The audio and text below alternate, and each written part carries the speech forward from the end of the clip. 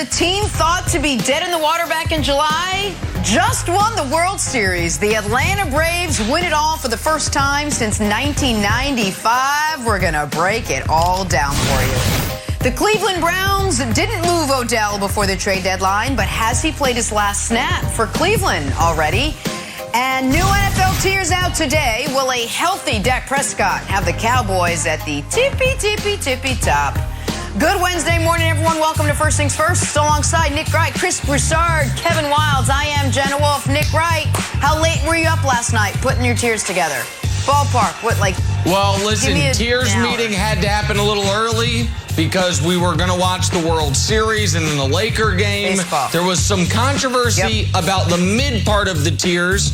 The committee was unanimous about the very top and the very bottom. Very excited to reveal them 28 minutes and 44 seconds from right now. Can't wait.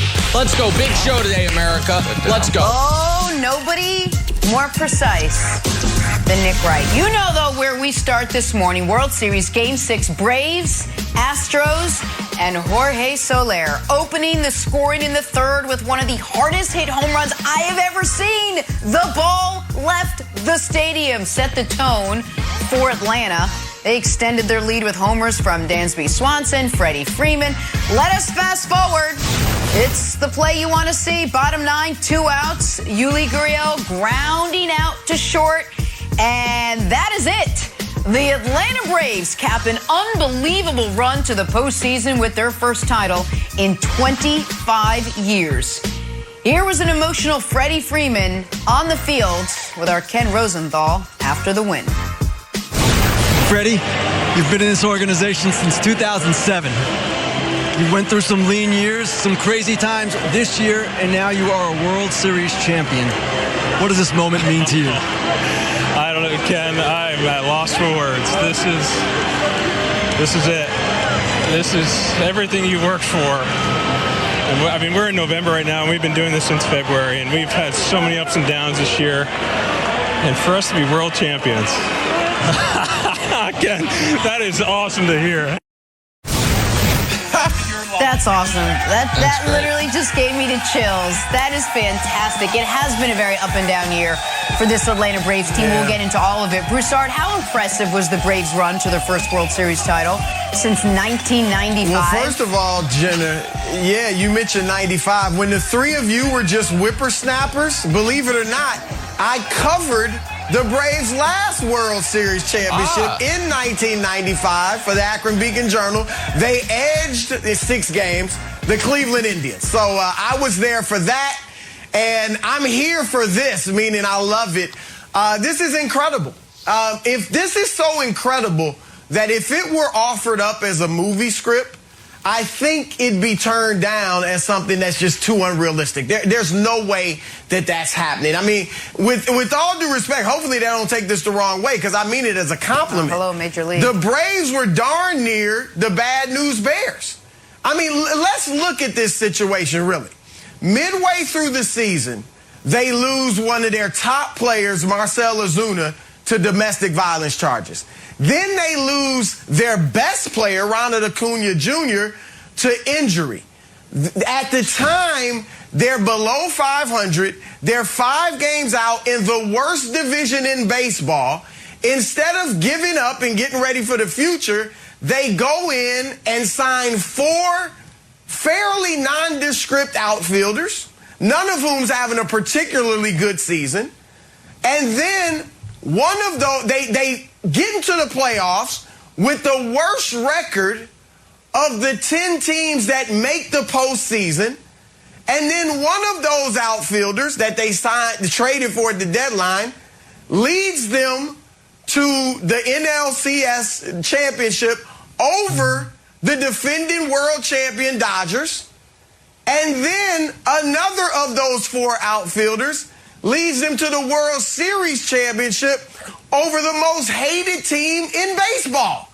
And for a week, because they were playing the Astros, who everybody hates because of the cheating, they became America's team, because everybody outside of Houston was pulling for the Braves. And then on top of all of that, they become They won the World Series with the worst regular season record, the fewest wins in a 162-game season outside of the 1987 Minnesota Twins. So this was just fantastical. It was storybook and good for the Braves, Nick. It doesn't get any better than this.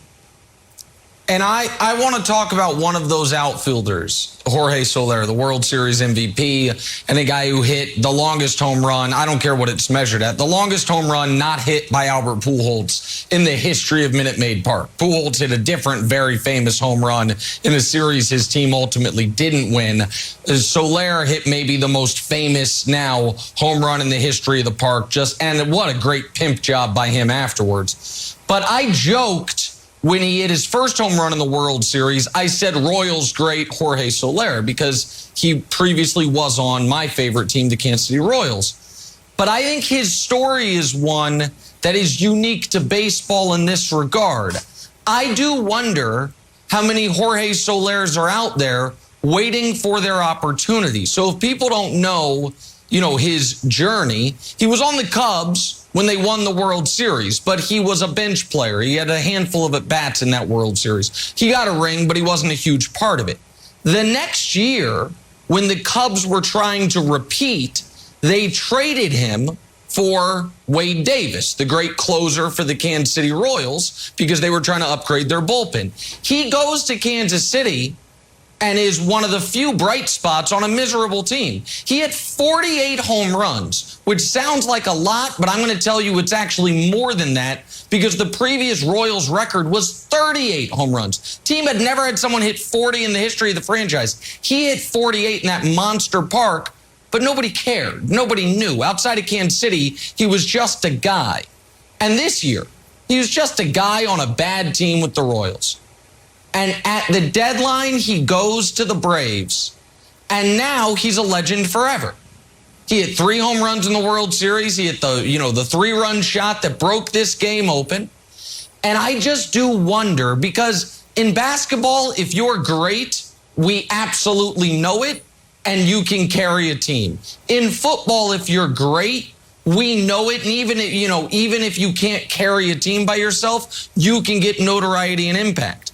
Jorge Soler, if he's not traded to the Braves, nobody knows his name outside of Kansas City. Nobody cares about his story. A Cuban defector, a guy who, like I mentioned, had won a World Series with the Cubs. Nobody cares. But now he's a legend in the city of Atlanta forever. He gets this moment, this trophy, that 3-run shot forever. And I'm happy for him. But Wilds, I'm also curious, how many other guys are there? Is there a Jorge Soler on the Pirates? Is there one this year on the Marlins that's just like, man, if only I had the stage and the opportunity? Because some people knew he was great, but most people didn't even know his name. Now his name rings forever. I think it's a great story, and I'm super happy for him. Yeah, it's a great take. So you talked about sort of under-the-radar superstars. I'm going to talk about on-the-radar superstars. Our guy, Freddie Freeman. So after the game, shout out to Big Papi. Big Papi took out the money gun and shot it at Freddie Freeman. Freddie Freeman is laughing because he's in free agency. Also, if you look at here, checks out the money. He's like, hold on, is this real? He's like, no, it's not. It's like, is this actually real? Is this part of my contract? So here's what the Braves need to do, Nick. Maybe they contact your inventor buddy, Ryan, and you make a money cannon. Yeah. And you load it up with about $155 million, and you shoot it at Freddie Freeman over the next 5 years. It'll take him till he's 37, and hopefully it would be his last contract with the Braves. He can end his career there. And here's why. Number one is he's underpaid. He's in the last year of an 8-year, $135 million contract. Did he outplay that contract? Yeah. He's holding up a World Series trophy, and last year he won the MVP. Reason number two, Broussard, I think you pay extra for leadership. I do think that with the signings that they have, those guys were able to succeed because there was a foundational rock of leadership that Freddie Freeman has been providing for the organization that he's been with since he's 17. I also think Acuna is better with Freddie Freeman on the team, sort of pass the torch in Atlanta. And here's the thing. I know the idea is, well, you know, if you play it out, the number crunchers, he'll be 37, he'll be making $35 million, whatever. He deserves the Jeter treatment. Go try to find one Yankees fan, and all Yankees fans knew that Derek Jeter was probably overpaid for his production on the field in the latter part of his career. Would any Yankees fan feel like, you know what? I wouldn't mind if Derek Jeter suited up for the Toronto Blue Jays for a few years. That wasn't valuable for me. The old tip of the cap, I trade that. I wouldn't mind if he was with the Rockies and we could sign a no-name second baseman. No. Pay for leadership. You have a dynasty franchise player that has been with you since he was a teenager. Load up the money cannon and shoot it at him. For the record, Wilds, I like it. Sorry, Broussard, I'll throw it to you in just 1 second. I totally agree with you that they should do that. I'm not sure if they will. And on Freddie Freeman's future, I do think, because our colleague Joe Buck, who is just head and shoulders the best play-by-play guy in the world, he was catching hell because he said what was true. He said what could be Freddie Freeman's last at-bat as a Brave, and people got mad at him. That was part of the storyline, that could have been his last moment as a Brave, and it had to be acknowledged that the job of someone doing the play-by-play for the World Series is not to be concerned about everyone's feelings. It's to set the scene and paint an accurate picture, and that was part of the story. Now, will the Braves in the jubilation, Broussard, of the World Series do something that, as Wilds put it, the number crunchers would say, I'm not sure if this is a positive EV move. Maybe they will. I would argue they should. And the other element of it is whatever you thought his value was at the trade deadline. Because the Braves could have gone the other direction, right? Instead of going all in, they could have said, he's going to walk. Right. We're at 500. They could have traded him. Yep. Whatever you thought his number value was, Broussard, it's now up by 25% at least because he helped deliver you this. Based on the money you are going to make in the upcoming 18 months by being the World Series champions and, Broussard, by delivering a championship to a snake-bitten city. That's the other element of this. Atlanta's had some bad sports luck, man. I know they got that championship 25 years ago, but Braves fans feel like they should have gotten more. The Hawks finally are showing some life, and we know the Falcons tortured history in the postseason. So for all those reasons, I agree with Wilds 100%, Broussard. I don't know if the Braves are going to do it. 5 years, big money. I think it's more about the years. Wilds, I don't want him, for several years when he's no longer that good. But 5 years, could he still be good for 4 of those years? Really good for 4 and pretty good in the 5th? Sure. 5 years, big money. As Nick said, he's a legend in that city. They have been to, I think, 16 straight postseasons without winning the championship. And now he finally delivers. No, you got to sign him. Those were 16 straight postseasons without winning title. It was the longest streak of all time, Broussard, and that ended last night. Good for the Atlanta Braves, who beat Houston to win the World Series. We move on, talk some Phillip Rivers. The Saints lost Jameis for the season, so should they get current high school coach Phillip Rivers on line one? Ask these guys next. First things first. Time now for Drawing a Blank, a real segment that is in place and does work. With the Saints losing starter Jameis Winston for the season to an ACL injury, guess whose name is back in the news? This guy, Phillip Rivers. Could he possibly be the answer in New Orleans this season? According to a new report, the St. Michael Catholic High School head coach said he'd listen if the Saints did come calling. So, Broussard, the Saints calling Phillip Rivers would be blank. Jenna, it would be potentially storybook. All right, and I'll admit it. The Braves have me in a dreamy mood. All right, so humor me. All right, go with me. What better, with the Braves were storybook, let's do it in football. What better script than a soon-to-be 40-year-old quarterback with a dad bod, no less, as you saw in those videos, coming back out of retirement after coaching, couldn't get it done when he was in his prime as far as winning a Super Bowl, leading a team to a long playoff run and maybe win it all. It would be storybook, Jenna. Now, let me add this. I don't think either happens. I don't think that the Saints sign Phillip Rivers, and I certainly don't think if they do, he leads them to a Super Bowl. But I don't think it's a bad idea to give him a call and say, hey, what kind of shape you in? You been throwing the football? Why don't you get in shape if you haven't been? You could bring him in in the quarterback room. Right, bring him in. Taysom Hill, assuming he's back from the concussion, can be your starter. I know Nick's down on him. I'm not down on him. They went 3-1 with him completing 70% of his passes last year as a starter. But the way he plays, he's likely to get hurt in a few weeks. So you go with Taysom until he gets injured. By that time, Phillip Rivers maybe understands the offense is back in shape, and then you put him in as the quarterback, because I'd rather have Phillip Rivers behind center than Trevor Siemian, Nick.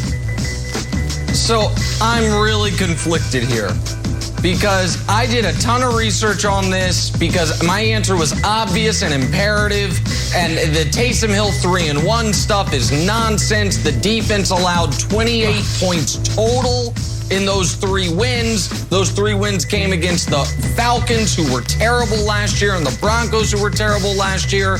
And you saw Phillip Rivers still has something, 11-5 with the Colts. And then last season, that same Colts team's now 3-5 with Carson Wentz.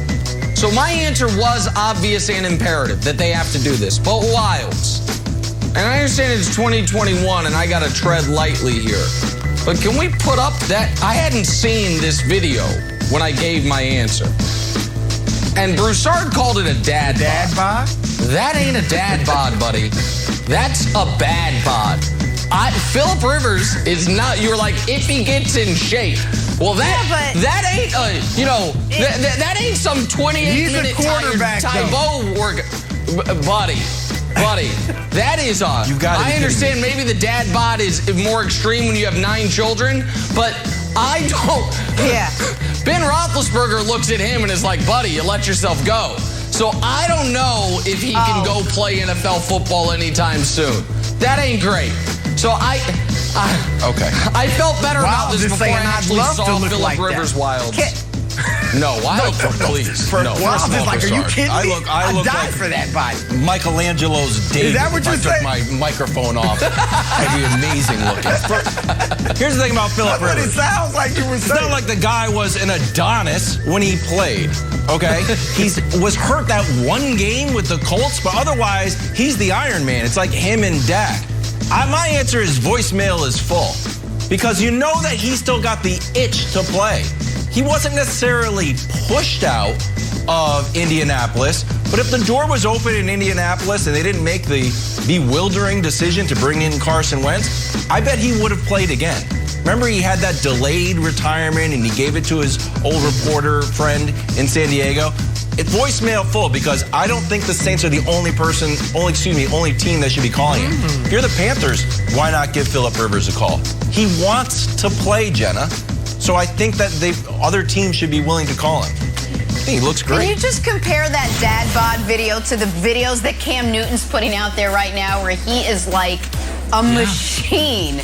Yeah. By the way, I think Eli won the Super Bowl with a dad bod. So, like, don't completely kill dad bods. Yes. Speaking of Dak Prescott, you mentioned as the Iron Man. Tom Brady, a little bit of a dad bod. What was I going to say? Can a healthy Dak Prescott carry Dallas all the way to the top of Nick's NFL tiers? It's going to be fun. It's next. First things first. Dad bod. All right, here we go. A new week for Nick's NFL tiers. Some shocking results in Week 8 to factor in, including the Bucs loss to the Saints, Pack taking down the undefeated Cardinals, and Mike White's rise to NFL stardom. Will it be enough to get the Jets out of the tier basement? Nick, take us through your NFL tiers entering Week 9.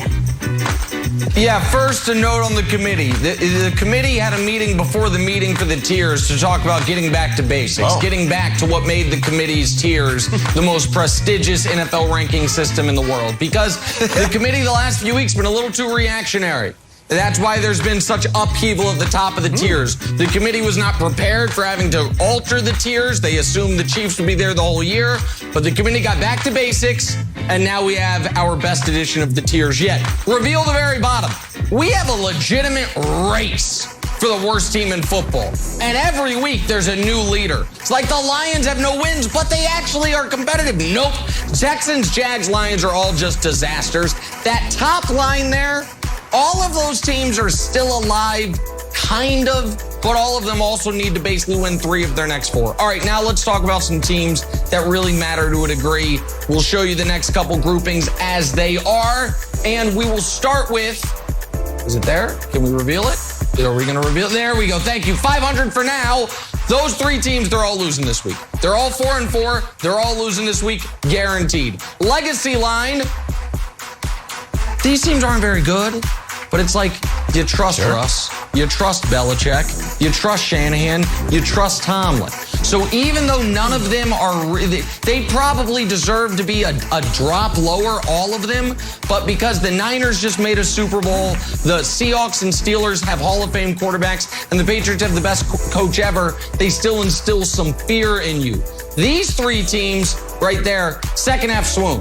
They are all 5-2 or 6-2. But the Titans and Saints just suffered devastating injuries. The Raiders obviously had the terrible issue with Gruden. Now the horrifying issue with Henry Ruggs, who they had to release. You feel like all 3 of those teams are about to plummet over the next month. Okay, now we get to teams that could be there at the end of the season.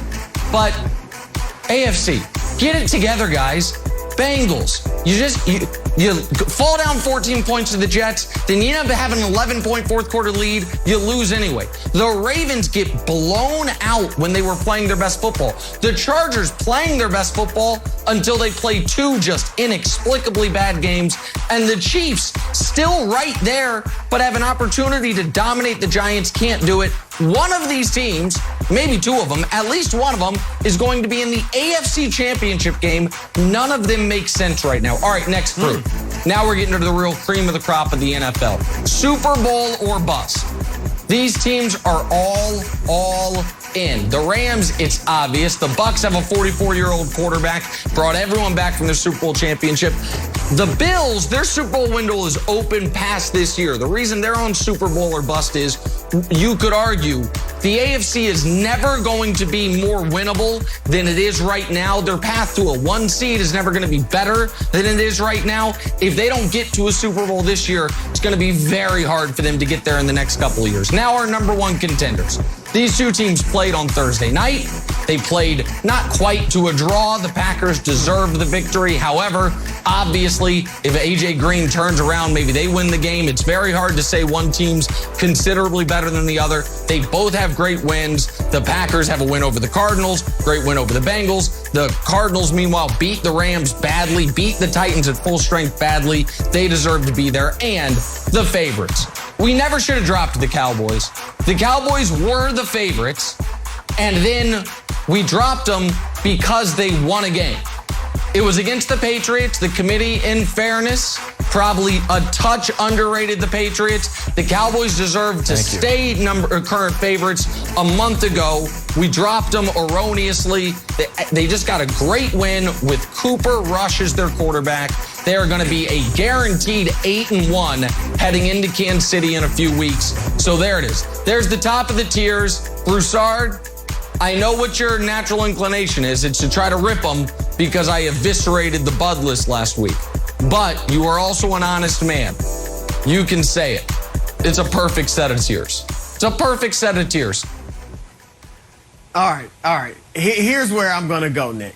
All right, I don't buy for 1 minute that gibberish about the committee. I think you guys sit around, eat chicken wings, and throw junk at the wall and see what sticks. All right, I think that's how we come to this. Wow. That said, this is a decent list.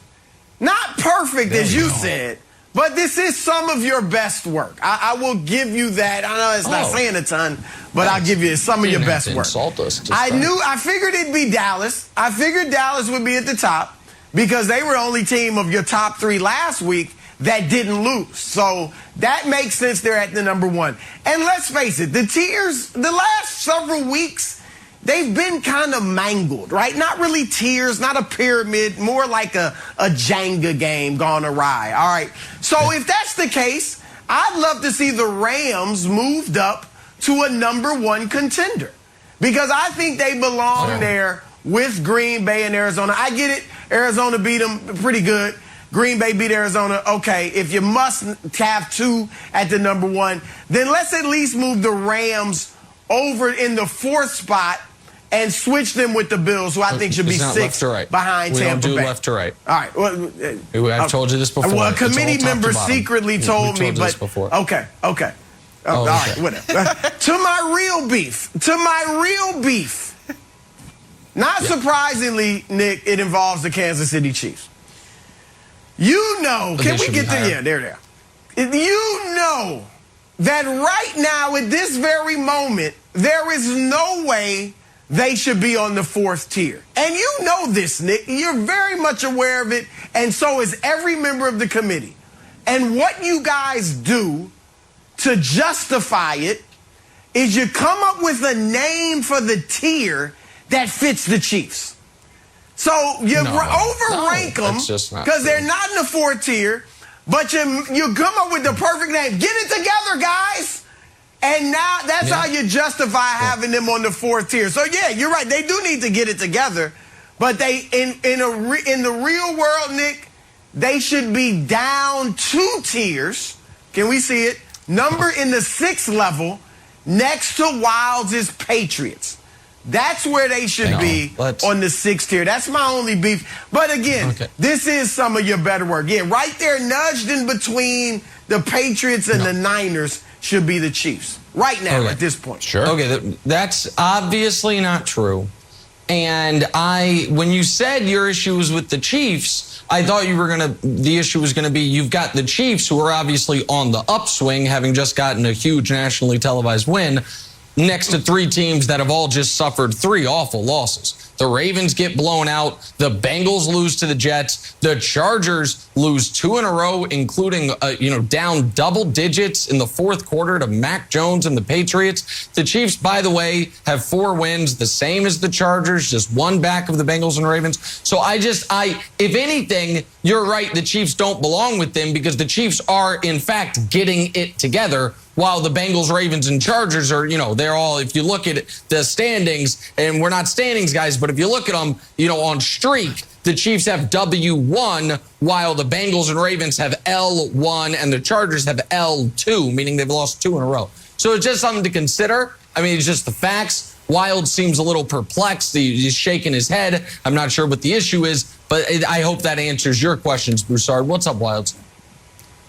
Well, just one note on the Chiefs. I don't know if you're talking about that they're playing better because you're in one of those reverse fantasy leagues where you have to draft the terrible quarterbacks and you get points for interceptions. In that case, the Chiefs are doing well. But otherwise, it's both the Chiefs standing and Jackson's TikToks have been on a downward slope. I would like to add a team here. I'd have to add a full tier because I don't know where to put this team. It's the New Orleans Saints, because they don't belong in Get It Together because they have it together, and they're not quite Super Bowl or bust. It's almost like they should be, hold on, are you excellent? They're 5-2, same record as the Bills, and we talk about the Bills going to the Super Bowl. We don't talk about the Saints, but we probably should for these 3 reasons. Reason number 1, that defense, I'm like, yeah, that defense is okay. All right, is that defense the best in the league? I think so. They're the number 1 scoring defense, points per game, giving up the fewest points per game in the last calendar year. This is a dusty stat. The last calendar year. They are number 1 in points. The yards per game, they're number 1. So this idea that they're okay is wrong. They are the best. Reason number 2, I know you're like, well, Wilds, there's no quarterback there. You got Trevor Siemian. Yeah. You got you lost Jameis. Here's a take. You didn't have a quarterback last year. It's not the nicest thing to say in the world, but it's true. What you got is Sean Payton. And Sean Payton makes every quarterback viable. If we can show the statistics on what quarterbacks have done under Sean Payton and without Sean Payton. We'll go bottom up. Taysom's 3-1. Teddy B was 5-1. Jameis was 5-2. It all works because of Sean Payton. Reason number 3. While people think they're getting worse because of Jameis's injury, they might actually be getting better. But Ingram's back, a little bit of magic. And we got Michael Thomas coming back soon off of his Scottie Pippen-esque delayed surgery. Well, guess what happened when Scottie Pippen came back to the Bulls? They ran off a bunch of wins. Michael was very happy, and they ended up winning the championship.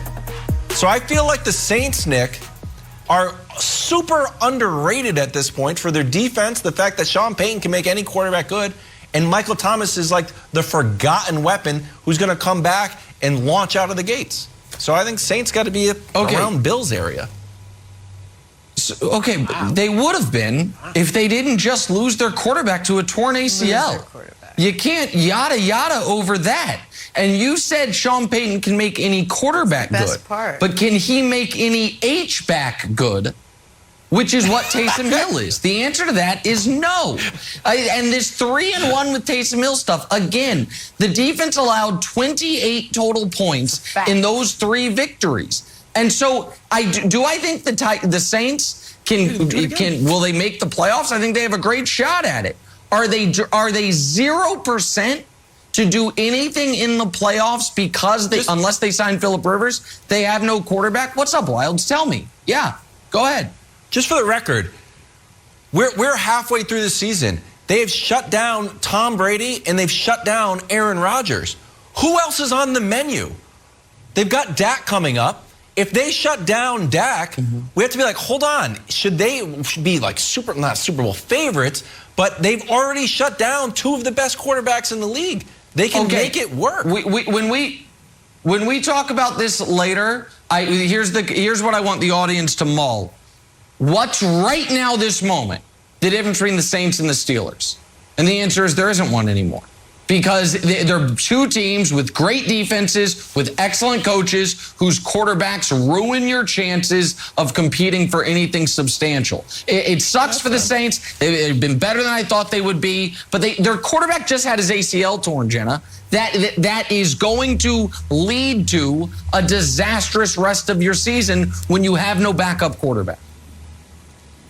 Wilds, you yada yada over the worst part. I like you riding for Jameis like this. I like it. And the left of Time for Nick to hand out NBA medals.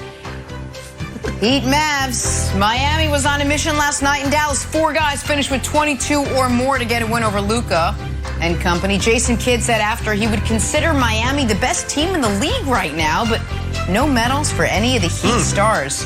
Nick, which 3 guys did it best last night?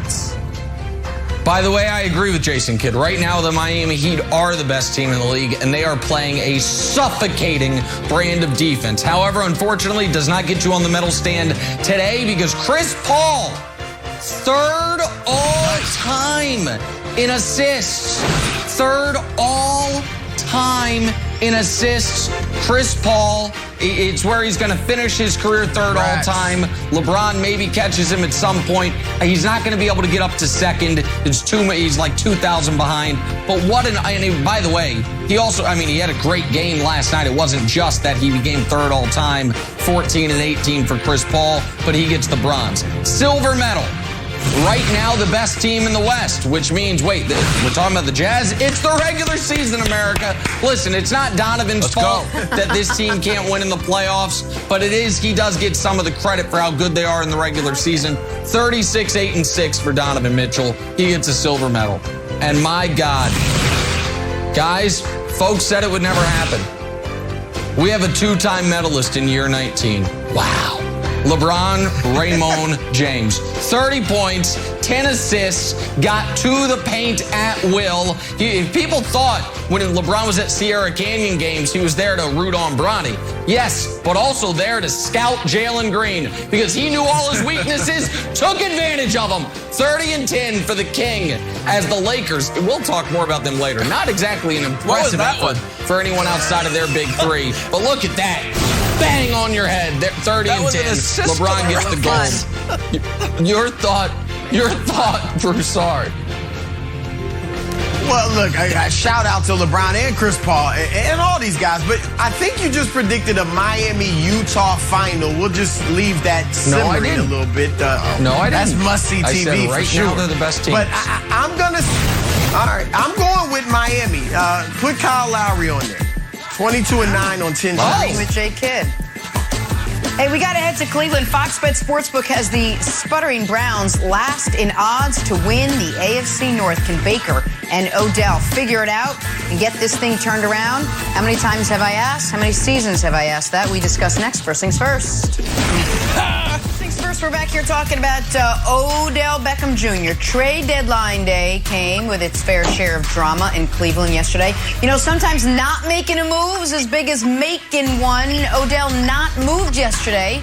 His dad was busy, however, took to Instagram to post an 11-minute video of all the times Baker has been off the mark or hasn't even thrown to a wide-open OBJ. It has been a frustrating season for Beckham, just 17 catches in 6 games. So all the chatter yesterday got the people asking, is Odell on his way out of Cleveland? The Browns' biggest fan, LeBron James, tweeted this ahead of the deadline. OBJ will show again why he's special. Wide receiver 1, hashtag free OBJ. Wow. We got our Pro Bowl receiver, Greg Jennings, in the house. Break this one down. Greg, any chance Odell and Baker can get on the same page by the end of the season? I feel like we ask it all the time. We keep saying sure, and then nothing really ever comes of it. You think they can? I do. I think they can. Do I think they will? I don't. I don't think they will. When you look at how they comprise this team, obviously they wanted Odell Beckham to be what he was when he was with the New York Football Giants, big play guy, but the Giants had him with volume targets, volume opportunities. We don't see him with even minimal opportunities when we're talking about the Cleveland Browns and what the chemistry is or what the lack of chemistry looks like with he and Baker Mayfield. So I just don't see it actually working out. And then listening to Kevin Stefanski, I love Kevin Stefanski, but when you as an offensive coordinator and a head coach say, I got to find a way to get him more involved. You don't find a way to get one of the best players on your roster on paper, that is, because we haven't seen him be the Odell Beckham of the Giants. So I believe that Jarvis Landry is their best option at wide receiver. However, when you have an offensive coordinator, your head coach says, I got to find a way to get you more involved, that lets me know that you are really not that important. And I'm not saying he's not important, and I don't believe that Kevin Stefanski doesn't believe that he's that important. But what I will say is they don't believe that they have to have Odell Beckham to win football games. We saw that last season. We saw them go on that run. We saw them have success and Baker start to thrive, whatever that thriving looked like, when Odell Beckham was out of the lineup. It was almost like, okay, now I can just play football. And so that's why I don't think it will work. Could it work? Yeah, but you would be forcing something. And I don't think that that's the route anyone would like to see them go. Okay, yeah, it could work. Like, I could 360 dunk after this show. Like, it might happen. There are some, like, little bit of anecdotal evidence that it could happen. But you know what? If it was going to happen, it would have happened by now, Wilds. And I do not think Odell is washed like I am. Sorry, everybody. Sorry to my pickup basketball team, washed. I don't think he's washed. I agree with LeBron that I think he can still be a special player. But I think the Browns should cut him, Nick. And like, oh, why would you cut Odell? Well, why wouldn't you? All right, tell me why you wouldn't cut Odell. The chemistry is already a mess and has been since he's in Cleveland. And your dad posting an 11-minute video of why all the times Baker didn't throw to him. I'm sure Baker's not gonna be like, hey, how was your weekend? Anything interesting happen? It's a disaster. And when you look at the stat sheet, Nick, he's tied for 127th in receptions. Not great. He's 97th in yards. He has 11 more yards than Deshaun Jackson, who was just cut. He's tied with all of us with 0 touchdowns. In his Cleveland tenure, he has 7 touchdowns. That's as much as Jamar Chase, who's halfway through his rookie year. So the idea that Cleveland is hanging on to this special talent with the idea that something is going to emerge, that ship sailed. You had years to make it work. It doesn't work, and now you've ruined chemistry in the locker room. Cut him, move on, and like LeBron says, let him be special somewhere else. Yeah, but here's why they won't cut him. I think it's the same reason they didn't trade him, Wilds. Because who are the first 2 teams that I think would try to get him if you cut him? Baltimore and New England. The two teams the Browns are competing with to make the postseason. He obviously would fit in Baltimore, and he wanted to go to New England before he went to the Browns. Now, obviously, that was when Tom Brady was there. But those teams have a need at the position, and they would scoop him up. I don't think there was no trade market for Odell. I think there was no trade market in the NFC for Odell. If you think about it, Aaron Rodgers loves his receivers. The Cowboys have a ton of receivers. The Seahawks have a ton of receivers. The Cardinals have a ton of receivers. San Francisco's traded their draft picks away already. So who is going to trade for him in the NFC? I don't think the Browns want to trade. I don't think the Browns think their season's over. So I think they would rather have him on the roster doing nothing than have him hurting them, when they plays them, or hurting them in a competition for the wild card spot. But here was my takeaway from all of this. Should Odell's dad have posted that video? Probably not. But he did. And I watched it. And oh boy, he's open a lot. If you think Odell's washed, I recommend you go watch this video. He is running these perfect routes, getting separation, getting open. And Broussard, it's not that Baker is throwing to someone else. Baker is throwing to no one on these plays. He's running around like he can't see, trying to hit the edge, which he can't do, or he's throwing to Odell late, or he's throwing to Odell inaccurately. I've got to tell you, this might have been propaganda. It worked. I watched this video, I was like, Odell's still awesome. Like, free Odell. I was right there with it. I'm telling you, if you've got 11 minutes, go to old Odell Beckham Sr.'s Instagram and watch the video. It is compelling evidence that Odell is doing everything he can do, and the quarterback can't hit him. And I've defended Baker, but Broussard, and I know Odell's had a few bad drops, most notably a couple 4th down drops, so it's not like he's blameless in this. But my God, that Vikings game, he is cooking the Vikings the whole game, can't get the ball. He could have won them the Chargers game with a 1st down when they had a 1-point lead. Baker can't get him the ball. Odell Sr. did a good job. He's open a lot, Broussard. He's open a lot. All right, Nick, I agree with you that OBJ isn't washed. I do think he could definitely help another team, but let me follow up on your points of why, Wilds, they won't cut him and they shouldn't cut him. Nick, I'm going to give you 2 more teams that I think in the AFC would love to have OBJ or should want to have OBJ. How about your Chiefs and the Raiders? Sure. All right, so you name 2, I name 2, because remember, if he's cut, he's going to be on waivers. Nobody will pick him up because they don't want to pay him the $8 million. And then he becomes a free agent, goes to one of the 4 teams you and I mentioned, and then the Browns have to pay the $8 million remaining on his contract. So why in the world, if I'm the Browns, would I pay him $8 million to go help a team that we're competing for a playoff spot against? So that's not happening. I'd rather put him on the injured reserve list, honestly, because he is injured, actually. It wouldn't be a total fabrication. We know his shoulder is banged up. I'd rather put him on the injured list, Wilds, than have him go help one of those teams. Now, let me just say this. I do think, like Greg said, this could work out. And call me naive, I just like to think I'm a proponent of grown man stuff. All right, grown man stuff, meaning if I got a beef with another grown man, let's sit down face to face and work it out. Period. Especially if we're in a situation where we need to work it out. They didn't think Aaron Rodgers could go back to Green Bay. But you know what? Grown man stuff. And now he's there looking like they could get to the Super Bowl. David Njoku last year, while on this very Browns team, asked to be traded twice. Now he's their leading receiver. All right, and by the way, OBJ does lead them in targets with 34. I know they're not getting the most out of him, but he's got the most targets on the team, and he's missed 2 games. So sit down, try to iron it out like grown men. I don't think that Baker has any animosity towards OBJ. If it doesn't work over the next several weeks, put him on the injured list. That's what you do. I'm serious. I don't think OBJ put his dad up to that, Wilds. I don't think OBJ put OBS up to it. Okay.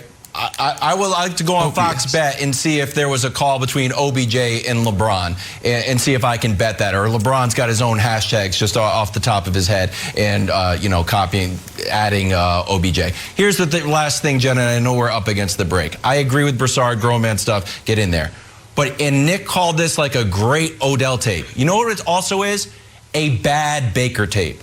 And we know that contract is in the back of Baker's mind. And you messed with my money. You put out a propaganda video that's messing with my money. That's not a good Odell tape. It's a bad Baker tape. And I think it's a lot of grown man stuff. But once you start to get messing with people's money and messing with Cleveland's perception of Baker, which is already a little frazzled, I think anything that messes with Baker's money is probably a line you can't cross. Poison the locker room. And we know that winning makes everything feel better. It's not going to be that much easier for them this weekend. They got Cincinnati. So let's see if these two can at least get on some semblance of a page. Not even the same one. We got to talk some Lakers. They got a win last night over the one-win Rockets. Should Lakers fans be encouraged, or are there reasons to be concerned? If we are asking, I think you already know the answer. We'll talk to these guys after the break. First things first. Hey, how about 5 lucky winners? Split more than $300,000 in Sunday's Stack the Cash contest on the Fox Bet Super 6 app. If you missed out on the fun last weekend, don't worry. They're running it back this week. Scan the QR code, download the app, enter the NFL Sunday Challenge contest for free. Make your picks, invite your friends. The more people who enter, the bigger the jackpot gets. All right, let's talk some Lakers now. Back to action last night. They played the Rockets. Good night for the big three. LeBron leading the way with 30. 14 in the fourth quarter, by the way. AD and Russ had 27 apiece. Lakers didn't get much else, though, in terms of scoring from anyone else. Melo was the only other guy in double figures. Lakers beat the one-win Rockets by just 2 points. Are we happy? Are we not happy? Nick, what's the bigger headline from last night? The 84 combined points for the big three? Or the Lakers almost losing to the Rockets?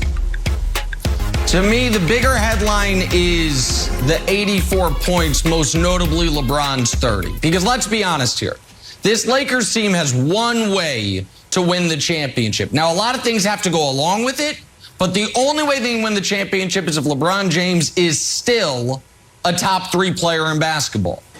And we have not seen a game where LeBron James dominated in the paint since Solomon Hill somersaulted into his ankle like he was at the circus. Oh. We haven't seen it. It's been almost a year. We just haven't seen it. Somersaulted. And we saw it last night.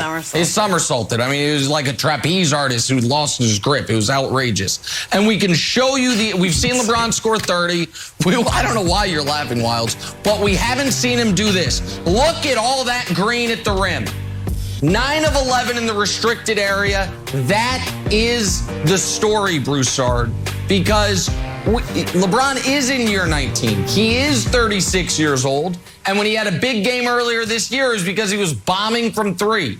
He needs to still be able to go to this gear. Now, the Lakers are not a very good team right now. They haven't figured out the rotations. They're not good on defense. They haven't figured out how everyone to work together, all of it. But if that changes, it won't matter if LeBron can't still get to this level, and he got there last night. That, to me, is the relevant piece of it. All right, Nick, I agree with a lot of what you said. I don't think LeBron has to be a top 3 player for them to win it. A top 6, 7-ish, and he still may be top 3. Okay. I'm just saying, I think with Anthony Davis playing at the top of his game and Westbrook, I think him being top 6, 7, they could win the championship. But I agree with you that the story is the big three combining for 84 points. All three of them played big-time basketball. All three of them put up big-time numbers. And in the last win over the Rockets, I know AD only had 16, LeBron had 15, but Westbrook had over 20, but they still were finding their way together. I think the story is that just 8 games into the season, we are seeing signs that those three superstars are finding ways to make it work offensively. They all got their numbers last night. We didn't think that was possible. For Westbrook to be Westbrook, like the Lakers have been imploring him to do, and yet LeBron and AD still do their thing. So they're doing it through staggering Westbrook and LeBron's minutes at times, through getting AD at the center, which allows them to spread the floor and open up the paint for Russ and LeBron, to your point, Nick. And so they're playing at a fast pace. I mean, they get it and go. They are fast breaking off of made baskets. All right, and they did it last night. So that's allowing Russ to do his thing. So, look, they're only 8 games in. You said it. They're still a work in progress, particularly on the defensive end. But after 8 games, LeBron, AD, and Russ are figuring this thing out. That's scary, because if those three can excel together, Wilds, the only threesome with a chance to beat them is Kevin Durant, James Harden, and yes, I'm about to say it, Kyrie Irving. That's it. If they're going to play offensively together and play well, because defensively they're going to get it together. I'm not saying they're going to be great defensively, but they'll get it together where they're good enough defensively. So I'm not worried about them beating the hapless Rockets, by 2 points. The fact that those three are getting on the same page this early, there'll be more bumps in the road, but this is a great sign for Lakers fans, Wilds.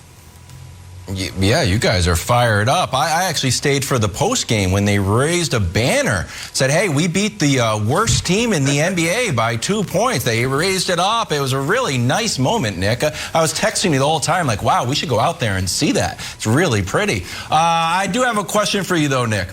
This is the second time this year that I've gone, and social media has gone, about an Anthony Davis injury. If we can show this one. Do we think that this is just Anthony Davis being demonstrative and being a little bit of a, drama-filled guy? Or do we actually think that he's not 100% and that we can only have so many of these moments until one of them actually hits? Because as much as we like Russ, as much as we like LeBron, if Anthony Davis actually goes down with one of these, they're cooked. So what was your take on yet another scary moment for AD? Those aren't scary to me because I'm just used to it. I mean, and again, I think AD is one of the 75 greatest players ever. He made the list. He deserved to be on the list. I have tremendous respect for him. So this is going to sound more insulting than I mean it to. But we all have kids, and we all know the sound of they're hurt, okay, and the sound of, oh, my God, they're hurt. And Anthony Davis, it's a lot of, I'll have a friend over to the house. They'll be like, did your daughter just scream upstairs? I'm like, yeah, she did. She's fine, though. I can tell. And with AD, it's like, oh, he's fine. He's and so he just, his natural reaction, Broussard, to a natural basketball fall very often is, oh, my God, my Achilles. But he's fine. So, no, I'm not. It's just who he's always been. And so I'm used to it. And by the way, Broussard, the year they won the title, you saw LeBron was used to it too. There's a great moment in the playoffs where AD goes down. I think it's the conference finals. And he's grabbing his leg. And LeBron, who loves AD like a brother, could not be less concerned. You saw LeBron walking by. He's like, okay, he's going to be all right. So I'm not worried about it, Broussard, in that regard. Well, Nick, of course LeBron's not worried about it because he does it too. All right, and I love LeBron.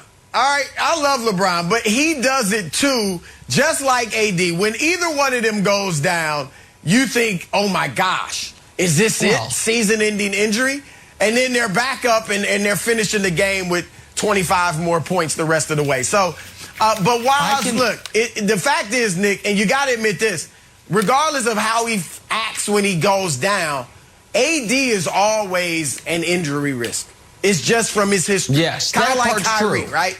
Like, you do have to worry about that. True. But I agree. I mean, this is just what he does. It's what LeBron does. It's what Jim Brown did. So it is what it is. Yeah, and LeBron, Jenna, LeBron doesn't have to worry about actually getting hurt as long as Solomon Hill's not in the building. He'll be fine. Solomon Hill. Drama classes are on Saturday, guys. Drama classes are on Saturday. Lakers back in action tomorrow night, by the way, hosting the Thunder. Hey, let's talk about this guy right here. He's an Adonis, Wilds. Phillip Rivers. The Saints lost James for the season. Should they call Phillip Rivers? We'll talk about that next. First things first. Oh, well, that's it. Like we're talking OBJ, Odell Beckham Jr. Trade deadline day came with its fair share of drama in Cleveland yesterday. You know, sometimes not making a big move is just as big as actually making one. Odell not moved yesterday. His dad, however, very busy, very, very busy. He took to Instagram to post an 11-minute video of all the times Baker has been off the mark or hasn't even thrown to a wide-open OBJ. It's been a frustrating season for Beckham, just 17 catches in 16 games, so all the chatter yesterday got people asking, is Odell on his way out of Cleveland? Well, the Browns' biggest fan, LeBron James, tweeting this ahead of the deadline. OBJ will show again why he's special. Wide receiver one, hashtag free OBJ. Hey, Kevin Wilds, the Browns couldn't find a trade partner yesterday, so should they just cut Odell? I think they should, Jenna. It's not because he's washed. It's not because he still doesn't have it. I actually agree with LeBron that OBJ can still be special. But he's not with Cleveland, and everybody knows it. If it was going to work, Nick, it would have worked. Oh, you can't cut OBJ. He's too good. Not with you guys. He's tied for 127th in the league in receptions. He's 97th in yards, Nick. That's 11 more than Deshaun Jackson, who was just cut. He's tied with everybody on this show with 0 touchdowns. In his Browns career, he has 7 touchdowns. And that's as much as Jamar Chase, who is halfway through his rookie year. Jamar Chase and Joe Burrow work, and everybody knows it. Baker and Odell do not work, and everybody knows it. There's no reason to keep him on the team. I think it's bad for Odell. Let him go somewhere else and thrive. I also think it's bad for Baker. And we just saw this video come out, which was a, hey, Odell still got it video. You know what else it was? A Baker stinks video.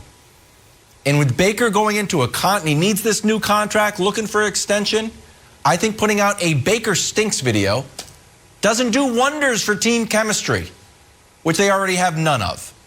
So if I was Browns brass, I would cut Odell this morning, Nick. So here's the thing. The reason that I think you can't cut him is the same reason some companies try to enforce non-competes even after they have fired an employee. Because even if we can't use you, we don't want you to be used against us. And Broussard can go down the list of teams. Almost everyone the Browns are competing with in the AFC for the last couple wildcard spots would love to have Odell if they could get him on the cheap.